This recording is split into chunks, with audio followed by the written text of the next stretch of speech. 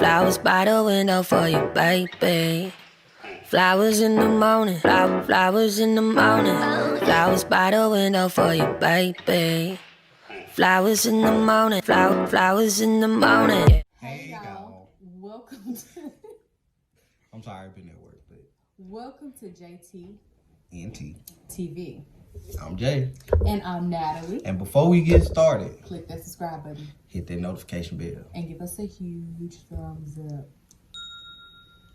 Okay, y'all. So today on our marriage talk video, we are gonna be talking about Family and friends. And or venting, or venting. venting more. Yeah. But more or less we are talking about family and friends and venting to family and friends. And probably more or less how beneficial venting can be to a marriage and or a relationship. Yes. Because the first thing you want to do, like when you experience a problem in your marriage or in your relationship, the first thing you want to do is vent. You want to feel like somebody gets you, gets your side. Especially when y'all arguing, you always want to run to your friend and or closest family member and be like, girl, don't you know what he did? This? Or you'll be like, man, let me tell you about this girl here. So those are things that what we're talking about and how you can do those things right and or Wrong. Because Okay. we've done it. This is experience based and Yeah. got you. So normally when people get ready to vent, the first people you're going to run to vent to is your family and your friends. And this can be a bad thing because like when you vent to your family, let's say you and your spouse or you and your partner had an argument or something, you go vent to your family and then next week y'all good. Right. And now your family's still thinking about what just happened, but y'all done moved on. So first off, you don't always want to run to somebody when you and your spouse and or partner starts arguing, or even if it's going good or something good happens. You don't want to just run off and start talking about it. That shouldn't be your first thing to do. First off, pray. Good, bad, ugly, pray. Pray. Don't vent to your family. Friends, I wouldn't vent to friends either because I don't know. I don't really have a lot of friends, and the friends that I do have, I call them my sisters, and they know who they are. So, like, I don't really necessarily have friends, but if you have friends, hooray for you. I wouldn't vent to my friends because you never know how a person truly feels, you know what I'm saying? Right. What if you have a friend who's not in a relationship and is envious of your relationship, but now y'all are going through problems and you ran and you vent to them, and then now they're like, ooh, on the outside they saying, oh, Natalie, I'm so sorry for you, oh, do better, girl, he'll get better, he'll get it together. But when they get home, they're like, oh, Natalie and Jay, girl, it's about to be over, they finna get a divorce tomorrow, you know what I'm saying? So they may not really be for you. Yeah. So I wouldn't vent to friends either, and that can go for males too, because you never know if somebody's secretly hating. You never know how they feel. They may not like what you got going on in your life. You know what I'm saying? Like, oh, this nigga like he, hardcore haters, baby, hardcore haters. So we're gonna tell y'all what y'all can do if you do want to vent. Like my husband said, the first thing that you need to do, like once you go through something, the first thing that you need to do is pray. And talk to God. Like I said, good, bad, ugly, no matter what. If something go on in your household and the vibe kind of change, you need to pray about it. Because, Yeah. And talking to God, like, you don't always have to, like... People, it don't always have to be traditional like, praying. You don't have to get down on your knees and face the east star and pull a towel over your head. You don't have to do that. You can literally talk to God right now, doing what you're doing now. You can be in the tub and you can just... Talk to God like he is one of your friends or whatever. That way you'll get what you have on your chest off your chest without any interruptions. You know what I'm saying? You get to express that. And I can see how that can be a problem for some, like even maybe unbelievers or whatever, because even as a believer, I've had times when I've talked to God, or it was stuff that I felt like I needed to immediately say, and I'm like, well, I can talk to God, but I need an immediate response or whatever. And that's where like patience and stuff comes in. So if you don't have the time to wait, then you can go to the next step, which would be journaling. That's her thing. Yeah, I like to journal. I don't journal well. I just like doing it because, like I told y'all in a previous video, when you're journaling, you can lay everything out uninterrupted, get exactly how you feel off your chest. But not only that, like later on down the line, you won't get an answer right then immediately either, but later on down the line, when you have overcome this situation, you can look back and see how it changed or whatever. So that's why I like to journal. And keep it to yourself. It's more or less, that's something, I haven't read a journal. I'm not saying I don't care. I'm just saying like that's something for her. You know what I mean?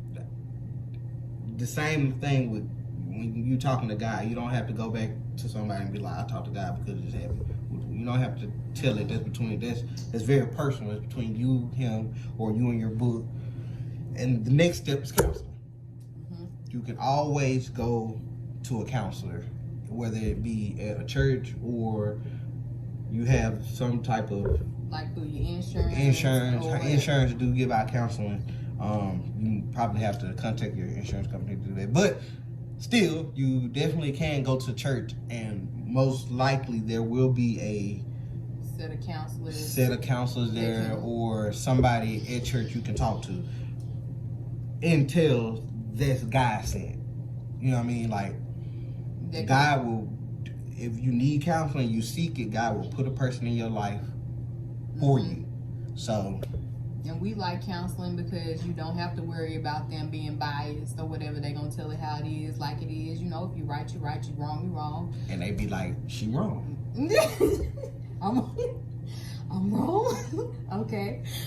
He be wrong too sometimes. Last but not least, definitely, and the reason why we saved it for last, first of all, yes, first talk to God. But lastly, talk to your spouse. Mm-hmm. Go back, even if it's about that person, go back and let them know, hey, I need to vent. And they should be willing to sit there and listen for you and to you to vent. Yeah, because one of the, like, when we're going through something or whatever, and then later on we come back and talk about it, you know, it's all about how you approach the person. Like, I'll be like, okay, baby, we had the argument earlier, but if you will please just allow me to speak my part and tell you how I feel without you interrupting, and I'm willing to do the same for you or whatever. That way both of y'all, and try to truly listen and not be just waiting, like, because that was one of my old problems. I'm not even gonna fake. Like, when I did that and he got ready to tell me his side of it, I'll be listening for words like, okay, oh, I did that. Oh, no. You know what I'm saying? Ready to respond instead of actually trying to get his side of the, you know, how he actually feels. So listen while they're venting. But yeah, you definitely want to talk to your spouse, because who are the people that are going to have to work through that situation? You are. So wait till the right time. Don't just jump into that. Okay. One of the best things you can do for marriage is keep people out your business. Marriage or that's not what she wrote, but I'm gonna summarize. Keep these people out your business. Yes, good or bad, because don't never let your right hand know what your left hand doing. I ain't stepping on nobody's toes, I hope not, but what happens in your household should remain in your household. Unless it's like an abusive type situation. Yeah. And all that kind of stuff. Definitely go get up. If she putting her hands on you, boy, run. Get help. But like if it's not anything that can like physically or mentally harm you, then you definitely want to keep those things to yourself. Keep other people out of your business. Like we say, whether good or bad, because like my husband said earlier, you never know who's praying for your downfall, friends, family, or not. So we don't ever tell anybody what we doing. If we about to buy something, if we about to do this, we about to do that. No, why somebody got to know? For what? they'll find out when you achieve whatever it is that you're trying to achieve. Okay, and then if you do need an actual physical person to vent to, like we said, you can try venting to someone who has a similar experience as you. Like, it's no sense of asking Uncle Joe what he would do in this situation if Uncle Joe has never been married, because Uncle Joe ain't got nothing for you. Nothing but an opinion. So, and you know what they say about opinions. So, yeah, try to go to somebody who has, I don't know, what they say about opinions? Everybody has one. Joke. Okay. Stop. Say your part. This Kool-Aid is so good, y'all. It's just my Kool-Aid. I really just want to keep. They probably looking at it like they drinking after each other COVID. We married though. If she got it, I got it. If I got it, she got it. And I don't think we got it. That's how you know it's good when you go like this. But vent to somebody who won't be biased to your situation. Somebody who's not gonna be very, very opinionated or hold any type of feelings towards you after you get off what you need to get off on your chest. So if like you tell them, look, man, look, I got this situation, blah blah blah blah blah blah, and they start to switch up on you, that mean they biased. Mm-hmm. They have some type of resentment or something towards you for what you said, or you know. Yep. So don't go to somebody who's gonna pick a side or just be strictly on your side. Right. So that's not something you want to do. And the last thing we want to do is give y'all some food for thought. Okay. I'll go first, and these are going to be scriptures. The first one is Proverbs 18:2, and we're going to read it in New Living Translation just so everybody can have an understanding. And it says, "Fools have no interest in understanding. They only want to air their own opinions."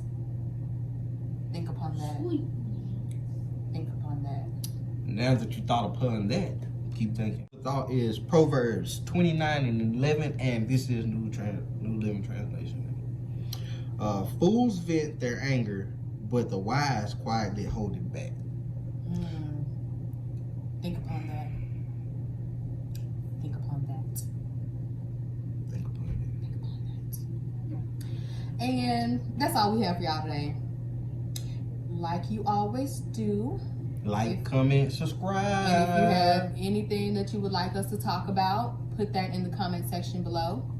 Don't ask us where we've been for the last week and a half. I know we haven't posted anything. That's not true.